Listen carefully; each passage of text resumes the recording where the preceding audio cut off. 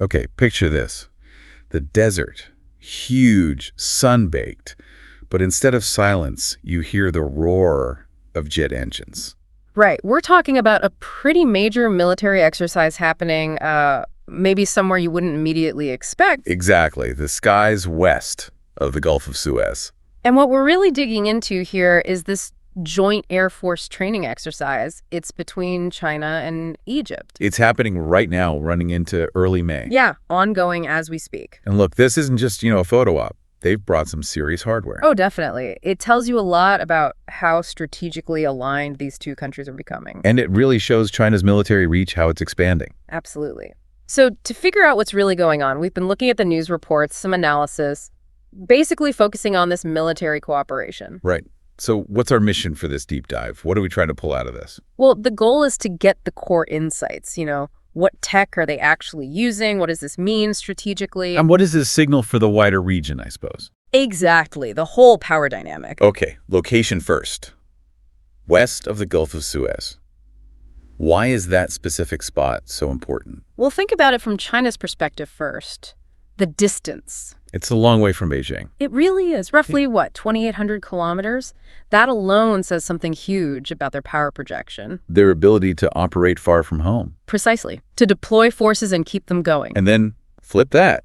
It's only about 60 miles from the Gulf of Suez itself. Yeah, and that puts them right near a major global choke point. Hugely important, historically volatile area. So the location itself is sending a message. It really is. It highlights their potential reach, their sphere of influence in a critical zone. All right, let's talk hardware. China didn't come lightly equipped. What planes are we seeing? Well, the headliners are definitely the J-10 fighter jets. NATO calls them Firebirds. Firebirds, okay, and they're advanced. Oh, yeah. Stealth capable, for starters. Meaning harder to pick up on radar. Correct. But they're more than just stealthy. They're built for maneuverability, close-in dogfights, but also precision strikes. Very versatile. What kind of weapons can they carry? A whole range. Yeah. Air-to-air missiles, obviously. Air-to-ground stuff. Even anti-radiation missiles for taking out radar systems. Plus an internal cannon. So a real multi-role fighter acts as a deterrent in the region. That's definitely part of the picture, yeah. A regional aerial deterrent. Okay. What else did China bring to the party? Something absolutely crucial is the Kongjing 500, the KJ 500. That's the AWACS, the Airborne Warning and Control System. Exactly. Think of it as the command center in the sky. State of the art. The brains of the operation, kind of. What does it actually do up there? Well, it monitors everything. Enemy movements, directs friendly air traffic, manages the whole complex operation. So coordinating strikes, keeping planes from bumping into each other? Right. Airspace deconfliction, that's the term. And just giving everyone that complete picture, situational awareness. It makes coordinated action possible. Got it. So fighters, a flying command post. But how do they keep these planes flying so far from China? Especially for extended missions. That's where the Y-20U comes in, the aerial tanker. A gas station in the sky. Pretty much. It's what we call a strategic enabler. It's key to showing they can sustain these long-range operations. Mid-air refueling. How significant is that, really, in this exercise? It's huge. It dramatically increases the endurance of jets, like the J-10, their range, how long they can stay on station. So they can project power further, stay active longer? Exactly. Having the Y-20U there isn't just about logistics. It signals they can sustain this kind of air power deployment over serious distances. Okay, that covers China's main contributions. Yeah. What about Egypt? What are they flying in this exercise? Egypt's bringing its frontline fighters, the MiG-29M M2 Fulcrums. Fulcrums, Russian origin, right? Are they comparable to the Chinese jets? They are. These are advanced multi-role jets, definitely matching the sophistication we're seeing from the Chinese side. Egypt isn't just a junior partner here. So, a fairly balanced pairing in terms of tech level. Yes, but there's something else really interesting about these specific Egyptian MiGs. Oh, what's that? Their avionics, the electronics, the systems inside share critical components with the MiG-29s flown by India. India, China's big strategic competitor. The very same. Both the Indian Air Force's MiG-29 UPG and the Indian Navy's MiG-29K. Wow. So China gets to train alongside essentially a close relative of aircraft flown by a major rival. Precisely. It's a unique chance for them. They can observe, train against, maybe learn the electronic signatures or capabilities of a platform very similar to what India operates. That adds a whole different layer. It's not just Egypt-China cooperation. It's potentially intelligence gathering for China. It's certainly an opportunity for that, yes. A chance to gain insights. Okay, so we know the planes. What are they actually doing up there? What kind of training? It's a mix of things, all designed to see how well they can work together. Interoperability is the key word. Like what specifically? Well, we mentioned the mid-air refueling with the Y-20U. They're also practicing things like battlefield search and rescue Okay. and multi-role air support operations. So how the fighters coordinate in different combat scenarios. Basically testing how they'd fight together if they had to. Exactly, under simulated combat conditions. Can these two different air forces, different procedures, different languages even, mesh effectively? And just getting all this kit and people from China to Egypt. That's a big move logistically. How'd they manage that? China apparently used a mixed approach. Some aircraft flew directly, others involved large transport planes carrying equipment and personnel. So air transfer and aerial transport combined. Right. Chinese state media talked about a full mobilization and deployment effort. Sound complex.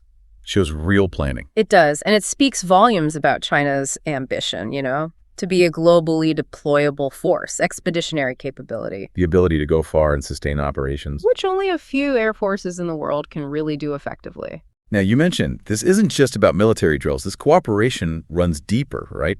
Other connections. Absolutely. This military stuff is happening alongside major economic and infrastructure ties. Take Egypt's new administrative capital. The huge new city they're building outside Cairo. That's the one. A massive symbol of modernization for Egypt. And who's deeply involved? China. Largely financed, engineered, and managed by Chinese firms. It's a huge, long-term investment. A big economic stake. Are there other major projects?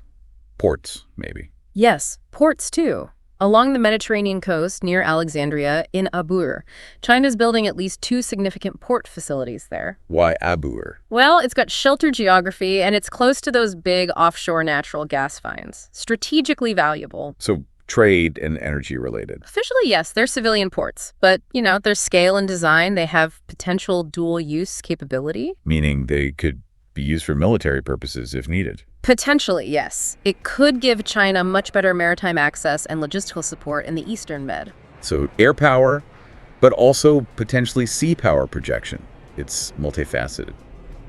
Has Egypt bought other major Chinese military systems recently? Yes, that's confirmed. Egypt has acquired and started deploying the Chinese HQ-9BE, HQ-9BE, what is that? a very long-range surface-to-air missile system, SAMS. Long range. So what does that do for Egypt's defenses? It's a big leap for their integrated air defense. It gives them the ability to target threats, advanced aircraft, missiles much further out, a more robust, independent deterrent.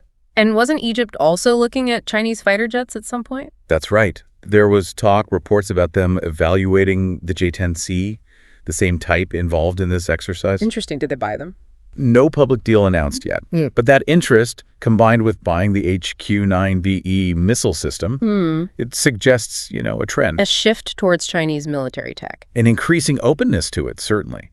A diversification, maybe, away from traditional suppliers. And politically, Egypt's made some moves too, haven't they? Aligning more with countries like China. Definitely.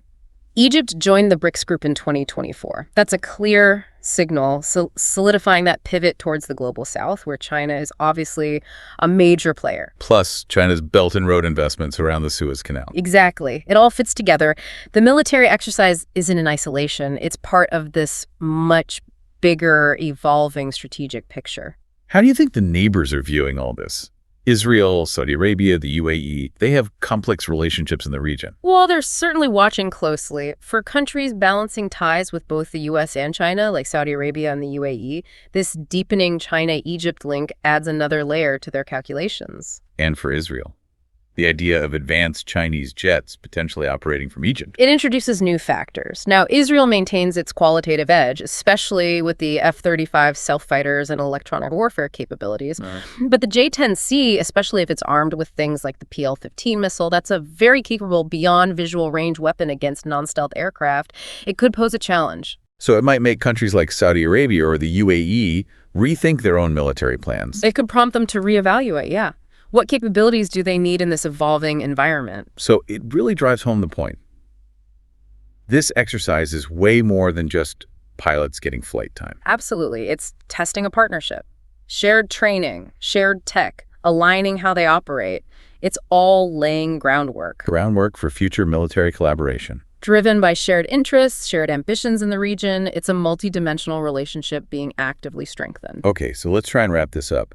The key takeaway seems to be that this joint exercise is a really significant step, not just routine. Definitely not routine. It marks a deepening defense relationship between China and Egypt. We're seeing advanced tech, complex drills, while in a super strategic location. And all against that backdrop of growing economic and political ties. And this obviously has ripple effects, implications for the regional power balance, for military tech considerations, not just in the Middle East, maybe further. That's it, exactly. It's a development with potentially wide-ranging consequences. Which leads to that final thought for you, the listener, to mull over. Right. When you see this level of advanced hardware, this kind of strategic positioning, what are the potential long-term consequences?